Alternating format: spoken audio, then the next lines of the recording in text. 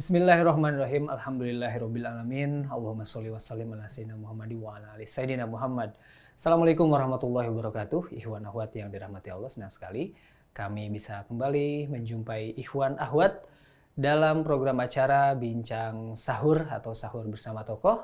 Di kesempatan ini saya Rizal Haq bersama teman yang bertugas ada Bang Atep dan Kang Angga bersilaturahim ke rumahnya Mas Hafid Kusuma Wardana.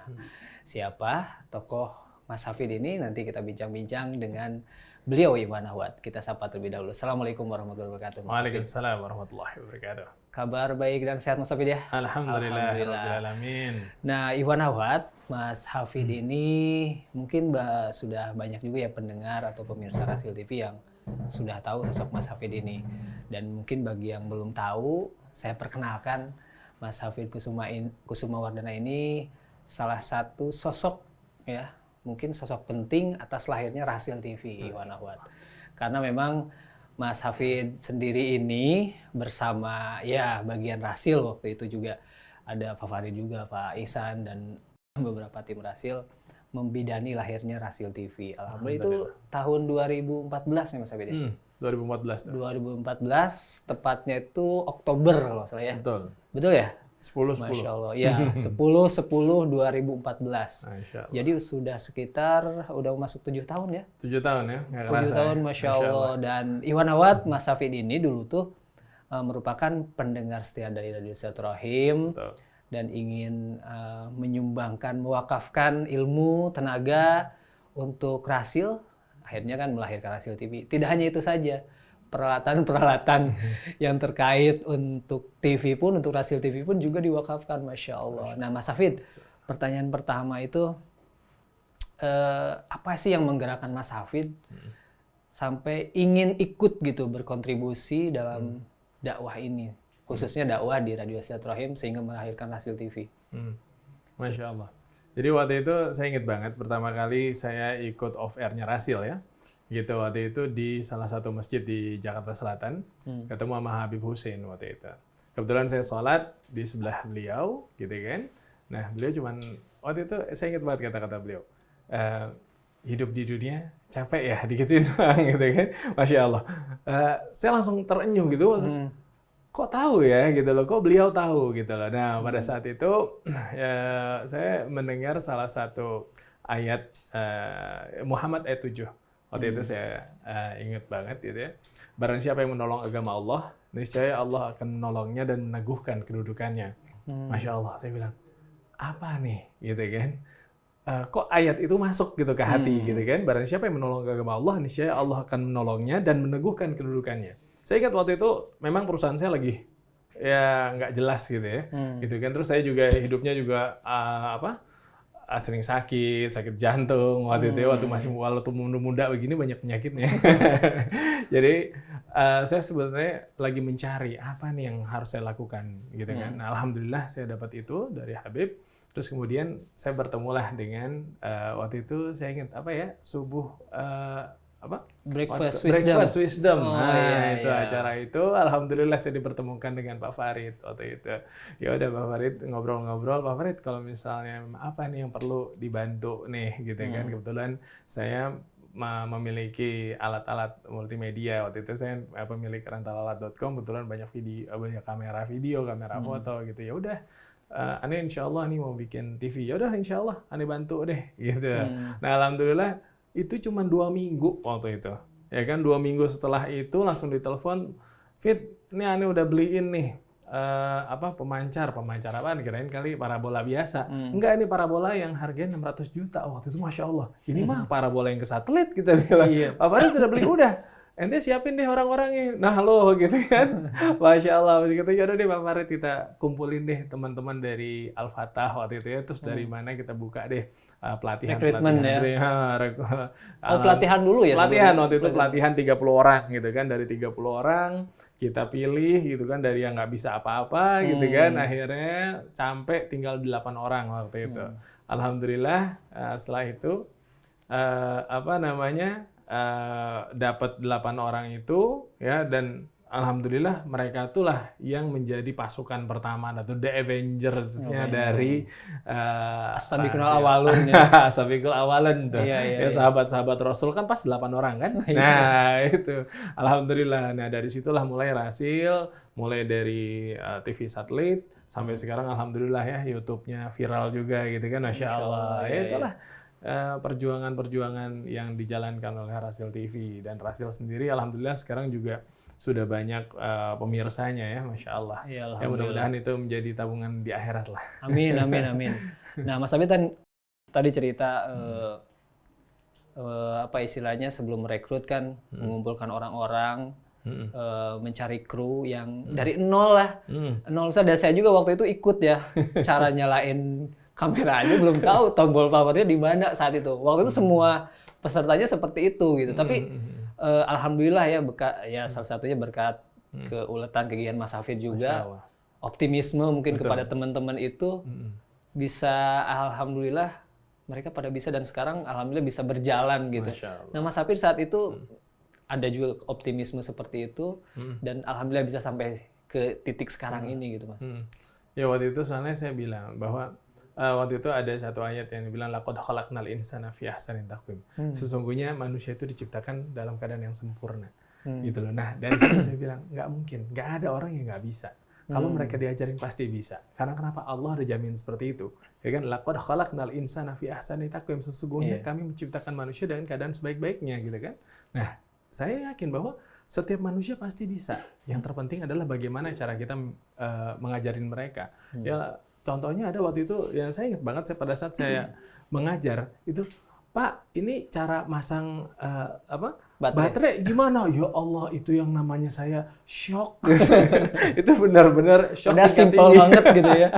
Ini saya bilang, ini gimana? Masang baterai aja nggak bisa, gimana untuk syuting gitu kan? Tapi saya yakin, dan Masya Allah, itu adalah orang yang saya ajarin, dan itu sekarang udah jadi hebat di Rasil TV itu, Masya Allah gitu kan. Yang dulunya itu cuma nanya itu doang, sekarang dia bisa ngedit, dia bisa animasi, Masya Allah. Dan karena kita yakin bahwa Allah menciptakan manusia itu dalam keadaan yang sempurna.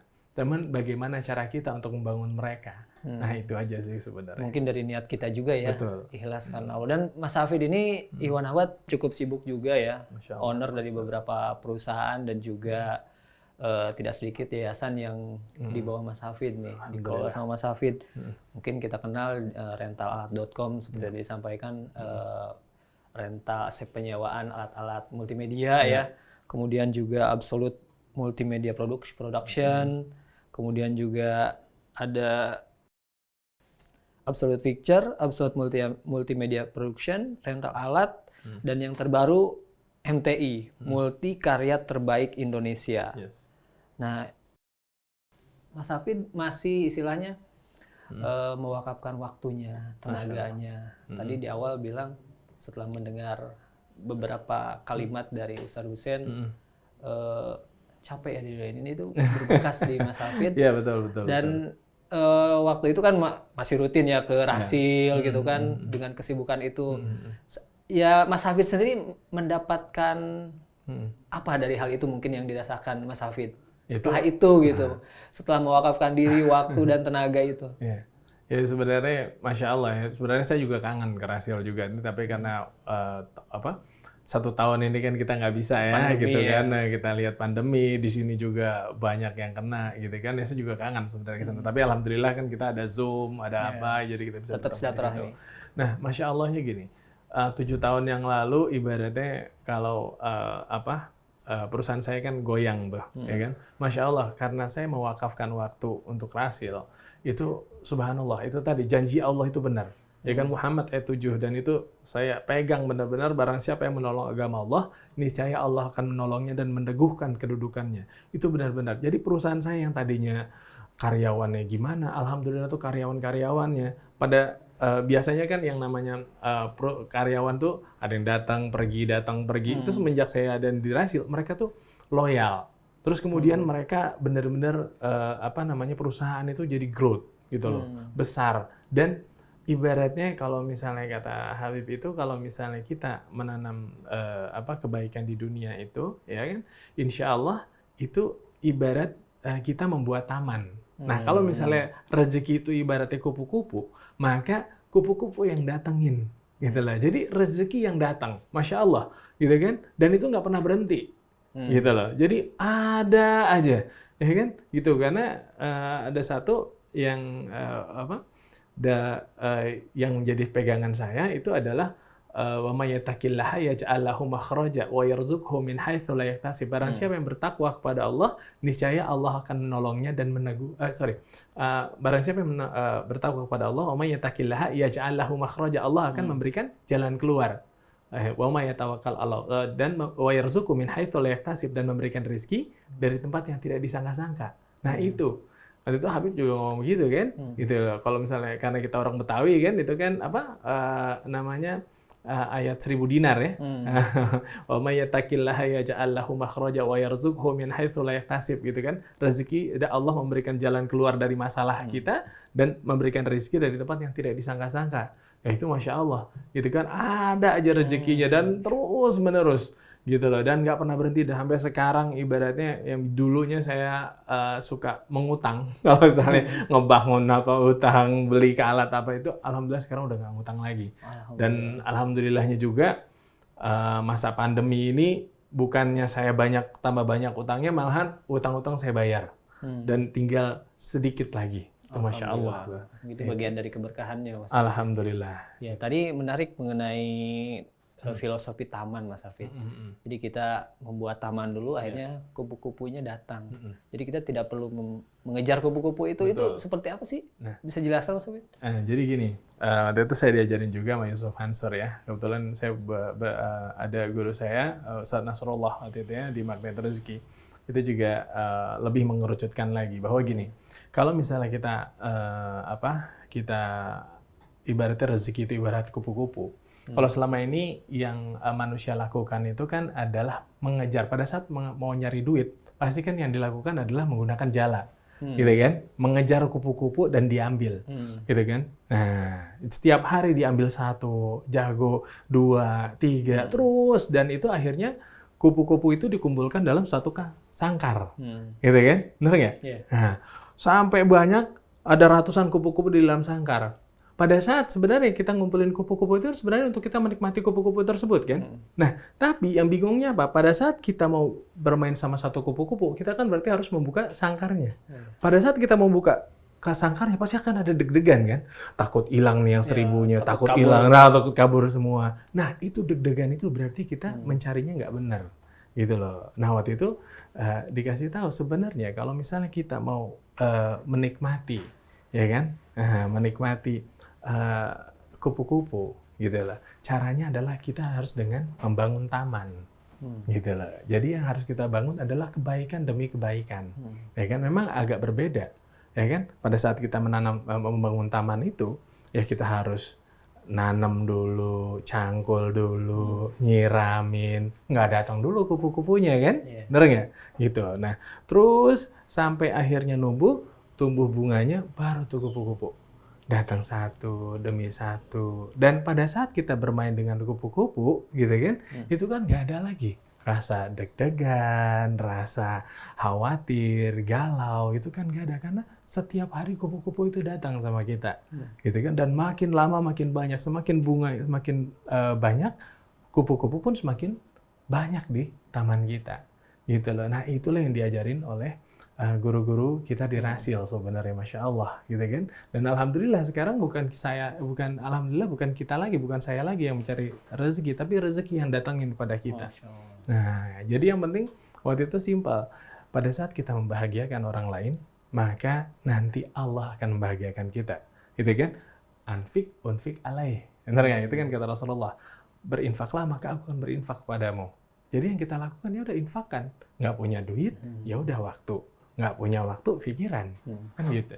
Lebih bagus lagi, udah waktu juga, pikiran juga, duit juga. Masya Allah. Lebih lengkap tuh. Itu ibaratnya udah, wah datang deh dari mana-mana tuh, masya Allah. Kata kuncinya jadi membahagiakan orang lain dulu ya. Membahagiakan orang lain, betul. Insya Allah. Nah, Mas Hafid, Mas Hafid ini kan lahir di Lampung 21 Mei 1981 ya. Betul. Udah 40 tahun ya. Saya ingat waktu pertama kesini ya 2013-2014 waktu itu kan kita ikut ya sama-sama belajar mengenai multimedia gitu. Waktu itu jadi masih usia sekitar 34 Mas Hafid ya. Tapi kita tahu Mas Hafid tadi seperti saya sebutkan udah memegang beberapa perusahaan gitu. Padahal yang saya tahu nih dari cerita Mas Hafid juga dulu merupakan SPB ya. Ya kan? Sales Promotion Boy ya, gitu. Betul. Pakai sepatu orang. Iya, Masya Allah. Gajinya 385.000. Iya, Masya Allah bisa diceritakan Mas Hafid sampai ya Alhamdulillah ya Allah berikan kemudahan rizki sampai bisa memegang beberapa perusahaan. Tadi yayasan juga, yayasan sosial ada, yayasan pendidikan juga ada kan, pesantren tahfidz. Sosial seperti Nuju Berkah. Betul, ya. Alhamdulillah. Nah, bisa di-sharing Mas Hafid kepada para pendengar, pemirsa? Jadi dulu awalnya itu tahun 2000-an saya masih kuliah ya, gitu kan. Kebetulan ayah saya di Jogja, saya di sini gitu kan kuliah. Ya namanya anak kuliahan kan pengen dapat duit lebih gitu kan. Nah ya udah deh, kebetulan saya ambil kuliah akuntansi gitu kan, duit pas-pasan nih, mau jajan susah gitu kan. Ya alhamdulillah mulai dari menjadi sales promotion waktu itu ya kan, tukang makein sepatu orang-orang lah, jualan sepatu Nike. Di mana tuh gitu kan? tahu? Di Senayan waktu itu. Gajinya 385.000 sebulan. Sebulan tuh. Kalau misalnya itu ada ada bonus gitu kan, ya dapatlah sekitar 500 ribuan gitu kan, Masya Allah gitu. Nah jadi mulai dari situ. Nah, alhamdulillah waktu itu saya juga ketemu mentor, gitu kan, ketemu mentor saya kebetulan di masjid, gitu kan, Fit, gitu loh, kamu tahu nggak gimana supaya kamu jadi orang yang berhasil, gitu loh, jadi anak masjid, dia bilang, loh, apa sangkutannya kita bilang gitu kan, karena apa ada janji Rasulullah katanya, salah satunya adalah ada 7 golongan, ya gitu kan, yang nanti di yaumil akhir tuh naungi, gitu kan, salah satunya dapat naungan dari Allah, gitu kan, salah satunya adalah remaja pemuda yang hatinya terkait di masjid. Ya, Masya Allah. Jadi ibaratnya, oh gitu ya, gitu waktu itu, Masya Allah tuh Pak Indra waktu itu ya, dia seorang pengusaha juga, Masya Allah. Kebetulan dulu dia direktur gitu kan, dulu kita masih naik Karisma, dia udah naik Mercy gitu kan, kita kan juga pengen gitu kan, ya, karena dulu ibaratnya saya juga dulu jadi waktu itu di Cut Mutia gitu kan, dia juga menjadi anak masjid juga, udah jadi kutu masjid aja gitu, dari mana-mana datang ke masjid, dari mana-mana datang ke masjid. Nah itu saya udah mulai dari situ gitu kan, datang ke masjid, sholat di masjid, otomatis kan kita nggak nongkrong di mana-mana gitu kan. Mulai dari situ saya banyak belajar masalah agama gitu kan, pernah juga ikut jemaah tabligh juga. Itu Masya Allah, ternyata pada saat kita dekat sama Allah itu Allah lebih mudahkan, gitu kan? Yang tadinya terus kemudian ketemu teman, gitu kan? Teman yang punya bisnis video, saya diajarin, gitu. Jadi ibaratnya jalannya tuh udah dikasih sama Allah. Jadi kita nggak usah pusing-pusing nyari duit. Jadi dari sales, terus kemudian saya belajar videografi, gitu kan? Belajar presentasi, waktu itu ada teman di MLM, gitu kan? Jadi akhirnya ngumpul itu, akhirnya saya pernah jadi finance juga gitu kan, ada kakak yang masukin ke finance, jadi belajarnya itu dari perjalanan hidup gitu, prosesnya. Jadi saya belajar jualan dari sales, saya belajar keuangan dari accounting, saya jadi akuntan tuh 7 bulan. Habis itu saya belajar presentasi dari MLM waktu itu, ya kan, salah satu MLM. Terus kemudian habis itu barulah saya belajar teknisnya, ketemu sama teman juga, Masya Allah. Jadi ibaratnya komplit. Nah dari situ baru saya buka usaha sendiri. Nah usaha sendiri juga seperti itu. Alhamdulillah mulai 1 karyawan terus bertambah dan Masya Allah gitu kan, kita nikmatin itu dan kita setiap yang kita lakukan adalah setiap ada keuntungan sedikit ya kita sodakohin, keuntungan sebagian besar kita sodakohin, semakin banyak. Jadi lucunya gini, di perusahaan kita itu adalah pada saat omset turun, itu berarti kita kurang sodakoh. Jadi kita kencengin itunya. Gitu lah, karena satu kebaikan dibalas dengan 10 kali lipat. Jadi wah ini berarti ini kurang nih, kencengin lagi, naik lagi gitu. Dan Masya Allah, sampai sekarang berjalan bisa seperti ini tuh. Kayak Masya gitu. Allah, ya. Nah Mas Hafid selama ya usia kan masih muda gitu, beberapa perusahaan. Ada nggak yang mungkin paling diingat gitu ketika mengelola perusahaan-perusahaan ini? Baik itu hal yang mungkin kurang mengesankan, tidak baik, ataupun yang paling mengesankan, Mas Hafid. Sebelum nanti kita bicara masa pandemi ya, gimana Mas Hafid? Jadi gini, dulu juga yang namanya hidup ya, gitu kan. Saya ingat banget dulu di tahun 2010, 2010, gitu kan, di mana ada migrasi besar-besaran di perusahaan saya, gitu kan. Pada saat itu udah berjalan, gitu bagus, gitu kan. Ya ternyata, wallahu alam ya. Migrasinya Exodus. Jadi semua karyawan itu diambil, gitu kan, diambil oleh kebetulan teman kita juga gitu kan, dari satu perusahaan satu itu juga sama lah, misalnya bank pada saat dibuka perusahaan baru kan banyak yang diambil gitu kan, dan itu Masya Allah dari dulu saya punya 20 karyawan gitu kan, tinggal 2 karyawan. Itu yang satu messenger, yang satu lagi editor, cuman itu doang gitu kan. Masya Allah itu pukulan berat bagi saya gitu kan, di usia seperti itu. Nah, Masya Allah. Itu usia 29-30. Yes, itu berat banget gitu kan ya bagi saya ya, gitu kan. Karena, wow, membuat saya udah hampir 10 tahun gitu kan mendidik, apa segala macam, dan itu dinolkan lagi. Dan tapi Masya Allah itu adalah saat, ya mungkin dulu saya ingat banget itu saat saya agak kurang dekat sama Allah, gitu kan. Ya namanya itu kan. Merasa ini teguran. Ini teguran, benar-benar. Gitu kan. Wah, Masya Allah, waktu itu saya ingat banget. Dan saya dipertemukan. Kebetulan waktu itu istri saya sebagai model gitu kan, masih belum hijrah ya, masih model gitu ya. Kebetulan Ustadz Yusuf Mansur waktu itu buka Mai waktu itu ya, salah satu ini, dan beliau istri saya tuh jadi modelnya gitu kan. Nah, di situ dikasih waktu 5 menit boleh ketemu sama Ustadz Yusuf Mansur untuk ngomong. Dan ternyata itu adalah yang ketemu itu adalah 10 pengusaha yang lagi ambruk semua. Ya salah satunya saya gitu kan. Nggak punya karyawan gitu kan. Terus kemudian klien diambil semua gitu. Wah, pokoknya waktu itu lagi out-outan banget deh gitu. Nah, pada saat itu gitu kan, saya ketemu sama Ustadz Yusuf Mansur. Waktu itu, ya udah ketemu Ustadz, aneh bangkrut gitu. Oke. Terus ya udah Ustaz, bisa minta amalan nggak? Namanya ketemu Ustaz kan kayak gitu kan. Oke. Aneh boleh tanya nggak? Gitu. Boleh Ustaz, boleh.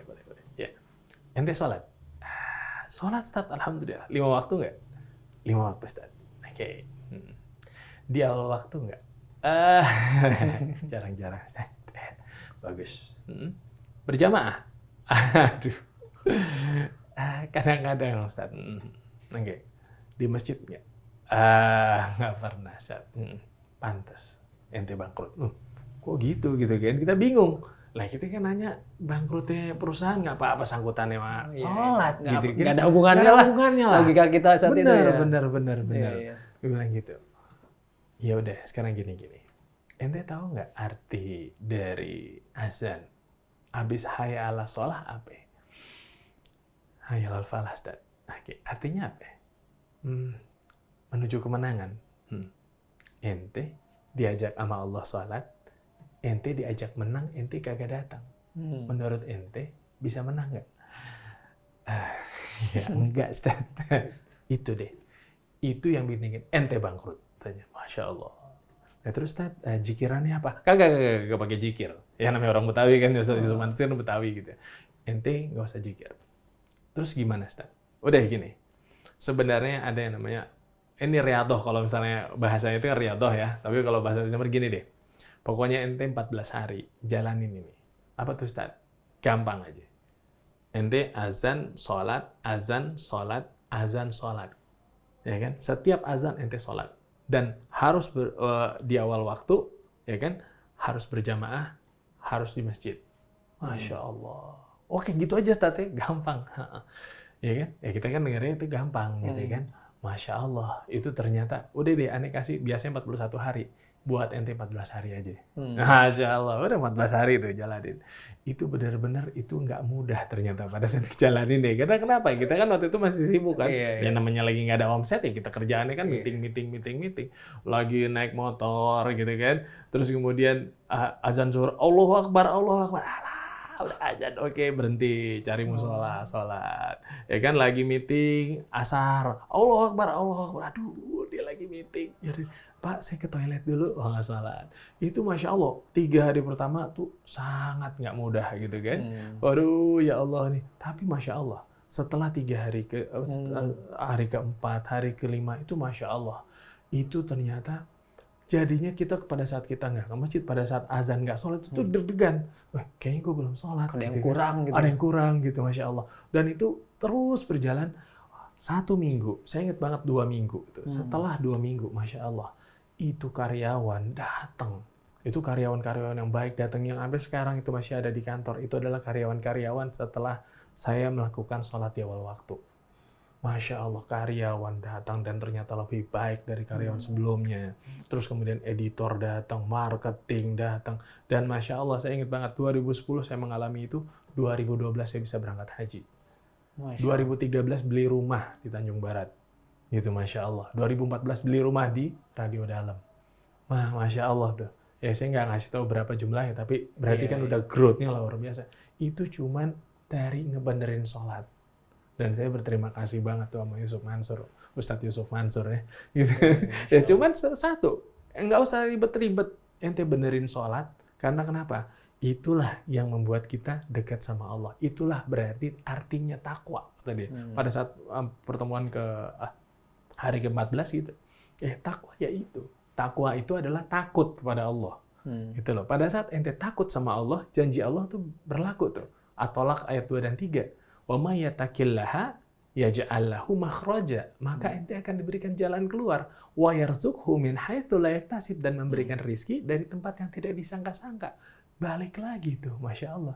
Jadi kuncinya takwa aja. Ente pada saat ente takut sama Allah, udah itulah takwa katanya. Oh gitu, itu. Pada saat kita takwa, selesai itu masalah semua. Nah itu tadi kan pengalaman yang tidak berkesan lah. Awalnya kan, tadi kan ditinggalkan karyawan terbaik, klien pada pergi, tapi meskipun akhirnya Alhamdulillah ya Allah kasih jalan. Nah ada nggak yang paling berkesan Mas Hafid? Yang paling berkesan ya sebenarnya ya itu tadi. Oh akhirnya jadi berkesan ya yang tadi yang berkesan. Sangat berkesan banget gitu. Itu ibaratnya ilmu kecil. Iya. Ya kan? Kita tahu ayatnya, kita sering baca, apalagi orang Betawi ya. Itu tapi itu kadang-kadang kita nggak tahu mulai dari mana kan, takwa itu mulai dari mana gitu loh. Ya takwa itu mulai dari sholat. Benerin dulu sholat, karena ada hadis Rasulullah yang menyatakan bahwa ibadah yang paling utama itu adalah sholat di awal waktu, kan itu pertama, ya kan? Yang kedua berbakti kepada orang tua, ya kan? Nah, gitu, ya kan? Nah itu berarti ibaratnya sholat di awal waktu itu, Masya Allah, luar biasa, gitu loh, luar biasa, gitu loh. Dan itu bisa merubah kita. Jadi makanya kalau ada teman-teman datang, gitu kan? Waduh, aneh berantakan nih, aneh. Yang ditanyain, kita tanyain pertama, balik lagi, ente sholatnya gimana? Ya kan? Pada saat ente benerin sholat, bener tuh. Iya kan, Masya Allah, gitu kan. Nah itulah tips sukses kalau misalnya mau jadi orang sukses, ya benerin dulu sholat kita. Setelah benerin sholat kita dibenerin, Insya Allah bener tuh semua. Masya Allah, Iwanawat, luar biasa ya perbincangan kita dengan Hafid Kusuma Wardana. Nah, mungkin bagi Iwanawat yang baru menyalakan radionya atau di YouTube, loncat langsung ke bagian tengah mungkin ya. Kita tengah berbincang dengan Mas Hafid, ya nama lengkapnya Hafid Kusuma Wardana. Sekarang usianya sudah 40 tahun ya Mas Hafid ya. 39 kurang 1 bulan ya. Ya Alhamdulillah, ya beliau merupakan cikal bakal pendiri dari Rasil TV ya, cikal bakal yang melahirkan Rasil TV, Masya Allah di tahun 2014 waktu itu. Saya ulangi lagi, beliau ini merupakan salah satu pendengar dari Radio Silaturahim dulunya. Akhirnya ikut berkontribusi, mewakafkan waktu, tenaga, pikiran, melahirkan Hasil TV, dan akhirnya juga mencetak kru Rasil TV dari nol ya saat itu, yang belum tahu tombol power dari kamera, cara masukin baterai, Masya Allah sekarang udah alhamdulillah teman-teman di Rasil TV sudah insya Allah sudah pada jago lah, alhamdulillah ya, biiznillah. Nah Iwan Awad, kita akan lanjutkan perbincangan kita di sesi yang kedua. Nanti di sesi yang kedua Mas Hafid itu akan cerita pernah terpuruk kembali, terutama di awal pandemi kemarin. Biiznillah juga karena Allah juga akhirnya kembali bangkit nih. Alhamdulillah. Iwan Awad jangan kemana-mana, kami akan kembali setelah jeda berikut ini.